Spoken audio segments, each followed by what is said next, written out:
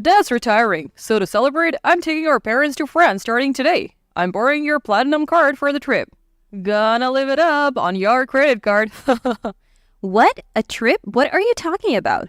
Just what I said. No, I don't get what you mean by just what I said. Please explain.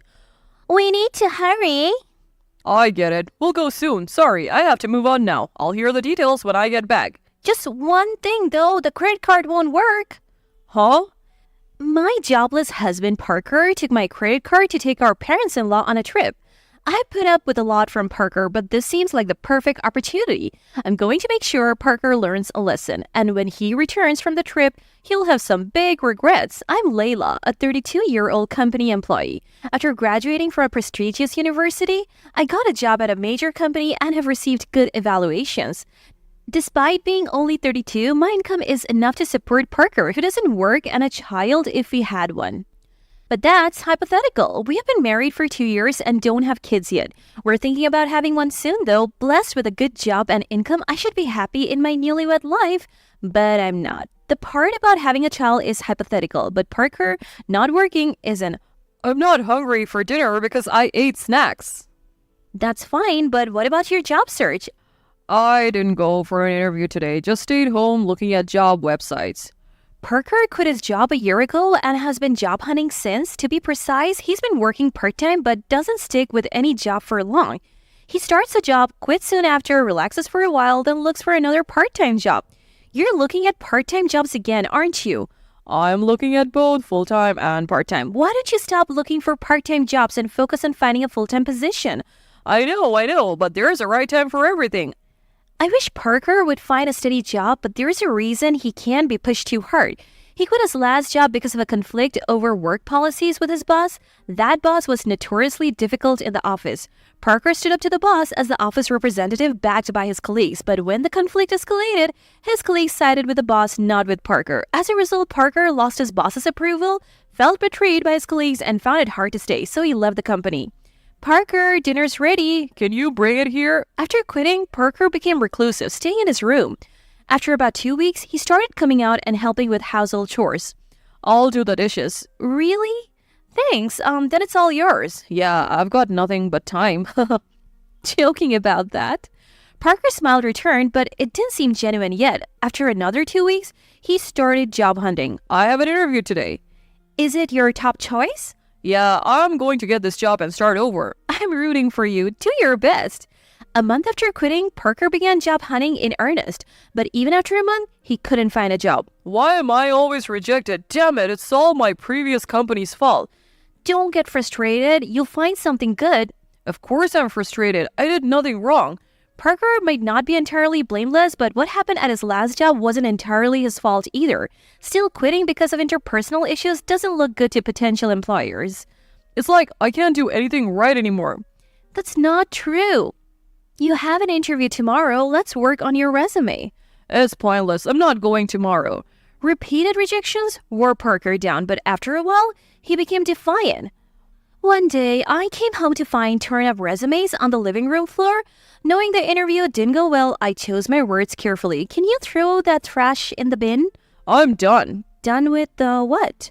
Job hunting. We can live on Layla's income, right? I don't need to work. Indeed, we could live on my income alone. Some people don't work and do a great job as a full-time homemaker, but that's not Parker's situation. He's just avoiding unpleasant realities.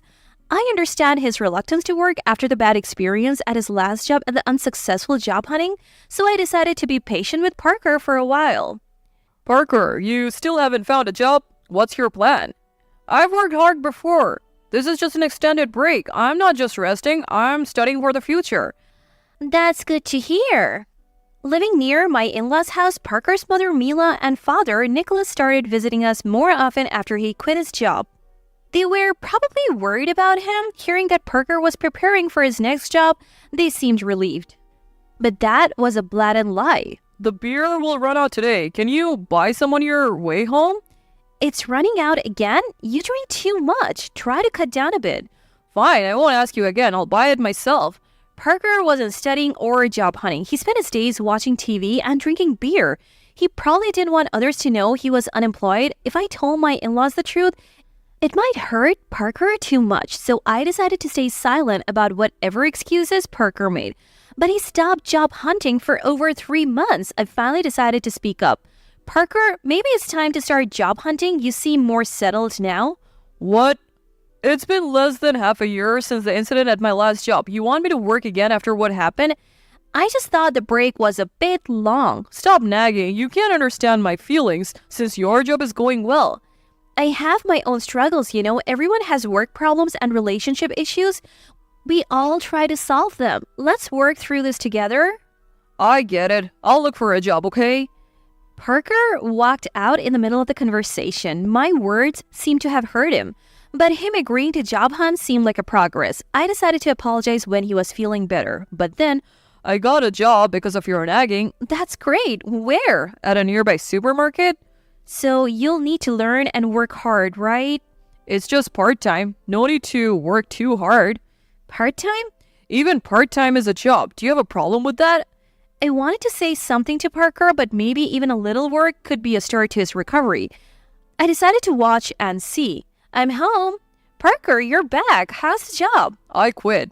The supermarket part-time? Why? It hasn't been that long. A college student there was being bossy, telling me to always put the vegetable boxes at the bottom in storage.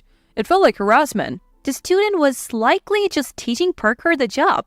In the workplace, even a college student is a senior. Parker kept finding and quitting jobs unable to stick with any. So Parker has been unable to keep a job for long, and it's already been a year. Parker, what job are you doing now? I'm working part-time at a pub. I've never worked in food and beverage before, but it's interesting, and I think I finally found my calling. Really? That's great, but isn't the income from a part-time job in a restaurant kind of low? That's fine. I'm currently apprenticing, aiming to go independent.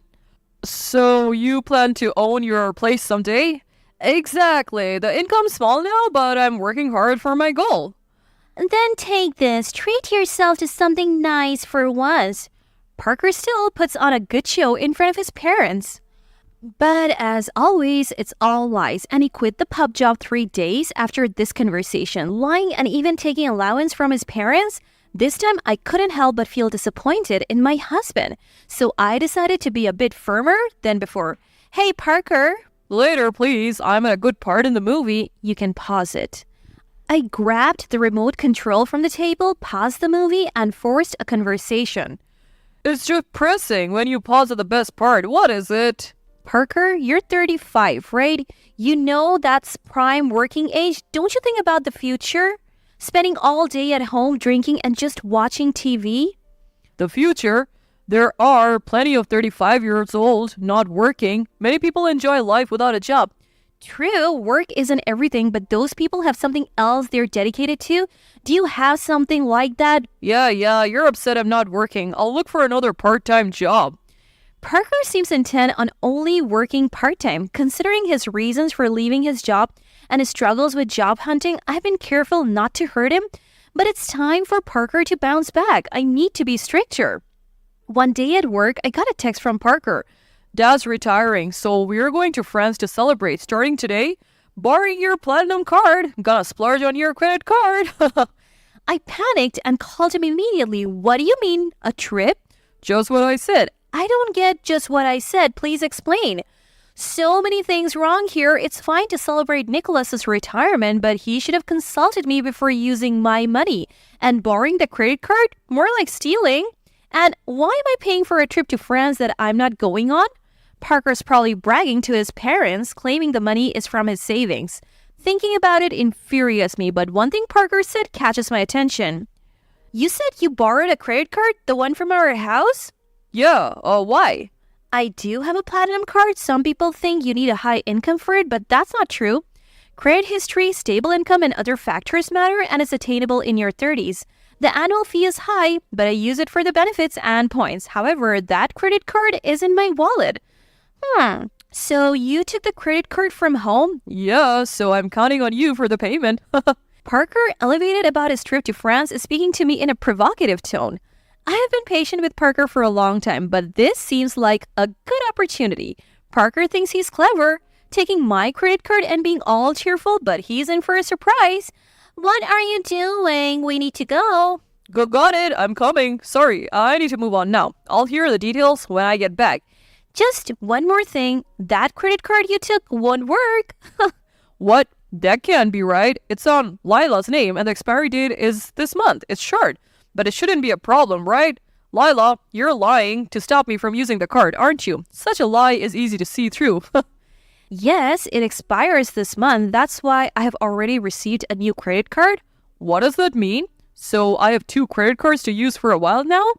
Sometimes, but with my credit card, when the new one is activated, the old one stops working and I've already started using the new card, so the one you took won't work. What? You're kidding, right? You think it's a lie? If you don't believe me, I can send you the URL to the credit card website. Or you could just try using the card. It would be amusing to see you try to pay with a card that doesn't work. This credit card really won't work? Hey, hurry up! I hear his parents calling him from the background of the phone call. But Parker, realizing the credit card won't work, seems too flustered to hear them. What should I do? I told him I'd pay for everything except the round-trip travel. Oh, they covered the flight? Yes, Dad felt bad about having all the trip costs covered. What should I do? I'm about to take a cab and I don't even have money for that? That's not my problem. You said you would pay for everything but the flight. If so, using my credit card in the first place was wrong. Pay with your own money. How can I? I don't have any money. Right. Parker, you haven't been working seriously. It's your fault for trying to look good taking your parents on a trip without money. I'm at work, so I have to hang up now. I just wanted to tell you about the credit card. Wait. I hung up and returned to work. Parker, unable to pay even for the cab, will have to be honest with his parents. That night, after I finished work, I got a call from Mila. I heard from Parker. He tried to pay with your credit card and lied about working. Sorry for the trouble. No, don't apologize, Mila. I'm sorry for the inconvenience about the credit card. Are you okay with the money? We'll cover this trip's costs when we get back. I'll make Parker apologize and find a job immediately. I'm sorry, Mila, but I'm considering divorcing Parker. Divorce? Because of this? It's part of it, but Parker has been taking money from me for a while. What? I stopped giving Parker money to curb his drinking. He started a part-time job and bought his own alcohol. But the salary from part-time work shouldn't be enough for daily drinking. Parker was taking money from my wallet to buy alcohol. Parker repeatedly took money from my wallet to buy alcohol. He repeatedly stole amounts ranging from $14 to $42. Over a year, the sum became significant. I hadn't been strict with Parker, hoping he would eventually turn things around, but when he stole my credit card for his trip, it wasn't just about $42 anymore. This leap in the amount he took convinced me that he had no intention of improving. I respect your decision. Should I tell Parker about the divorce? Could you just tell him I want a divorce? We'll discuss the rest when he returns home. About an hour after my call with Mila, Parker called. He must have heard about the divorce from Mila, but I had asked her to wait until he was back to discuss it. Too exhausted, I decided not to answer his call. The next morning, after returning from work, I found Parker at home. He had cut his trip short. I'll work properly now. Please don't leave me. As I entered the living room and saw Parker, he immediately apologized. His regret seemed sincere, but came too late. He had a whole year to change, yet still asked for another chance. I had warned him repeatedly, yet he squandered every opportunity. I'm not going to give Parker another chance because he gave up on me. My mind is made up. Can you leave, please? Don't say that. If you don't leave, should I move out? Only if you can afford the rent here. Parker fell silent. He didn't even have the money for next month's rent, let alone an income. My words and the reality of the impending divorce made him realize the severity of his situation. Parker, with nothing to take, seemed to be leaving the house, probably heading to his parents' house. I thought about asking if he had money for transportation, but Parker isn't a child. He should manage his own affairs, money or not. I silently watched Parker leave the house. After leaving the house, Parker went to his parents' house. Later, I received a call from Mila.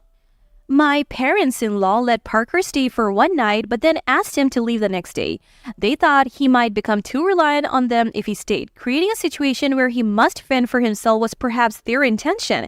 It must have been painful as parents to send their son away. However, they made a tough decision for Parker's recovery. Kicked out from his parents, Parker came back to our house pleading with me, Please, help me. I've got nowhere to go and no money. That's the result of your own actions. You need to handle it yourself. Everyone deals with their hardships. Maybe sometimes it's necessary to ask for help, but all you have done in the past year is abandon your responsibilities and do as you please, right? I didn't let Parker into the house and turn him away from the doorstep. The divorce eventually went through. Parker was reluctant, but with the support of his parents, it happened quicker than expected. I don't know what became of Parker, but he's probably still job hopping and making excuses. I thought I would feel lonely without Parker, but I didn't. I had been stressed by his attitude and always careful not to hurt him. Not having to cater to him anymore, I have been living more comfortably. I was unconsciously burdened by our life together. I'm relieved I didn't get dragged down with him. Now I can live without having to accommodate anyone else.